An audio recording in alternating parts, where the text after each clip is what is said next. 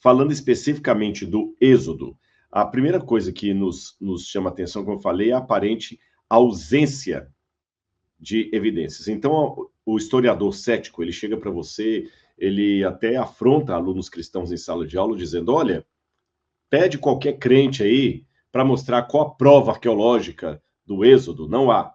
Vamos ver que há. Peça para mostrar provas que os hebreus foram escravos no deserto, ou mesmo no Egito.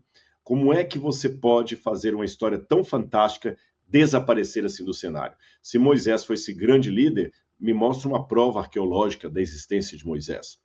E a resposta honesta que eu poderia dar é: algumas provas diretas que os professores estão exigindo de nós, elas não existem. Eu não tenho nenhuma prova, nenhum papiro que eu possa te mostrar que traga sequer o nome Moisés como um grande legislador do Egito, como um grande político que depois perdeu o trono, porque resolveu acompanhar o povo hebreu. Mas será que o Egito está tão bem documentado assim como alguns colocam? A resposta é não.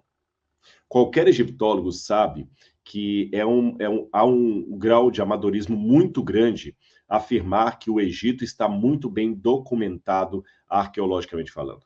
Repito, qualquer egiptólogo, no início de carreira, já sabe que a maior parte da história egípcia se perdeu. Só para você ter uma noção, até a lista genealógica dos faraós, ela é confusa e é motivo de debate.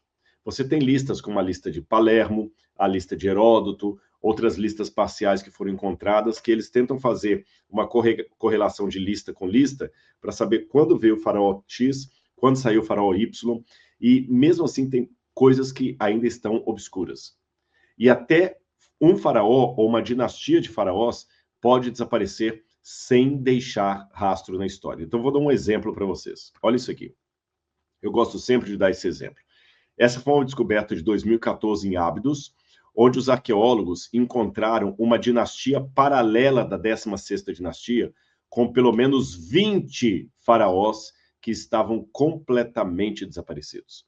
Inclusive, nos desenhos que você, nas fotografias que você tem, você percebe que na última, que tem o desenho de uma bola vermelha, um pássaro, um ibis, e você tem depois um cartucho com o nome escrito, você tem o nome Senebekai. Senebekai, em egípcio, é o nome de um faraó que até 2014 ninguém sabia quem era. E Senebekai pertenceria à 16ª dinastia, ou pelo menos seria uma dinastia paralela à 10ª dinastia. E Senebekai desapareceu. Ninguém sabia quem que era esse sujeito. Então, veja bem, se um faraó do Egito pode desaparecer sem deixar rastros históricos de sua vida, quanto mais um homem chamado Moisés, que ainda se tornou persona não grata no reino de Faraó. Então, eu dei esse exemplo aqui apenas à guisa de ilustração, para você ver que quando a pessoa desafia um crente e diz assim, mostra a prova arqueológica disso aqui da Bíblia, ele não entende nada de arqueologia. Porque a arqueologia trabalha com fragmentos de história. E um dos primeiros lemas que nós temos em arqueologia é o seguinte: a ausência de evidência não é evidência da ausência. As 7 maravilhas do mundo antigo, por exemplo, a maior parte delas desapareceu sem deixar nenhum rastro após si. O que nós temos das 7 maravilhas? As pirâmides, alguns pedaços do mausoléu de Halicarnasso e praticamente mais nada. Agora, a grande biblioteca, o Colosso de Rhodes, por exemplo, que era aquela estátua enorme que, segundo os historiadores antigos, os barcos passavam debaixo do Colosso de Rhodes. Não ficou nada. O Farol de Alexandria. Não temos nem um tijolo do Farol de Alexandria. Quando você fala das conquistas de Alexandre o Grande, as provas arqueológicas de Alexandre o Grande contemporâneas a ele são praticamente inexistentes. Fora as moedas de Alexandre que foram cunhadas após a sua morte, nós não temos nenhuma comprovação de um exército greco-macedônico invadindo a Índia, como Alexandre foi parar lá na Índia. Nós não temos. Eu não tenho nenhuma prova arqueológica testemunhal da existência de Sócrates ou de Platão. Então você está vendo que é pueril esse argumento. Se não tem lá é porque não aconteceu, é lenda da Bíblia. Não. Nós trabalhamos com fragmentos de história. Agora, devemos procurar fragmentos mínimos que apontem para a realidade histórica do documento A ou B, no caso aqui, a Bíblia. Então, quando a gente pega o texto bíblico, nós vemos vários indícios que, se aplicarmos o método de historiografia a esses indícios bíblicos, nós chegamos a uma conclusão, não de fé, uma conclusão acadêmica, de que o Êxodo é um livro escrito por alguém que estava profundamente ambientado num contexto egípcio. E um contexto egípcio análogo à 18ª dinastia faraônica. Então, não é um contexto egípcio da época ptolomaida, dos gregos, não é um contexto egípcio figurativo, de alguém que escreveu lá da Babilônia, fazendo crer de uma história que passou no Egito, não.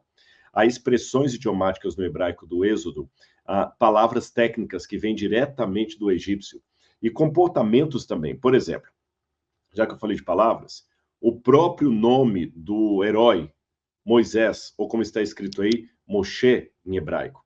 É curioso que o nome Moisés ou Moshe não é um nome, etimologicamente falando, de origem hebraica.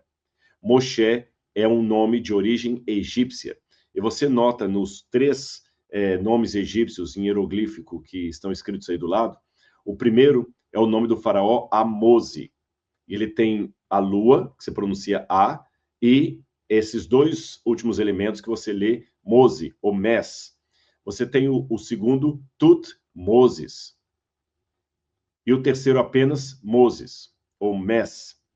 O primeiro nome, Amose, significa literalmente nascido do deus A, deus da lua. O segundo, Tutmose, nascido do deus Tot, o deus escriba.